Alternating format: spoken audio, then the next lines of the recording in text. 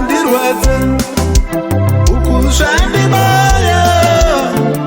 Nyasha dzenyu ndodzidawo Jesu, ndingazviite seiko kunai Mwari wedenga, ndingazviite sei nai Baba we, uku zvandirwadza, uku zvandibaya. Feva yenyu ndoidawo Baba. Ndine ukasha, Satani ndisire, imba yangu irekete. Ndine ukasha, ondisire, muzita raJesu ndataura. Ndine ukasha, Satani ndisire, vana vangu, mari yangu irekete.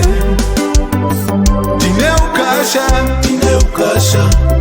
ndisiye, muzita raJesu ndataura.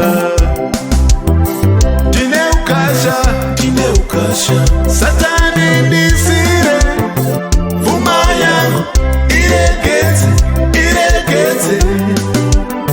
Ndine ukasha, ondisire, muzita raJesu ndataura.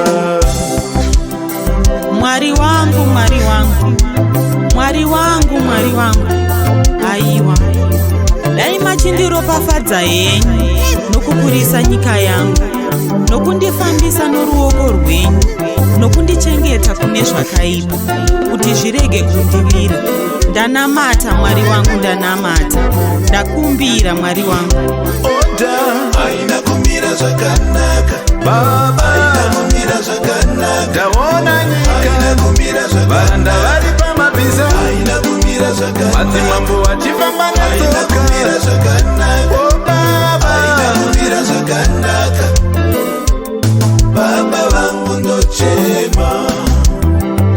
Oda haina kumira zvakanaka Baba, haina kumira zvakanaka. Ndaona nyika haina kumira zvakanaka, varanda vari pamabhiza haina kumira zvakanaka, madzimambo vachifamba netsoka haina kumira zvakanaka. Oh Baba, haina kumira zvakanaka.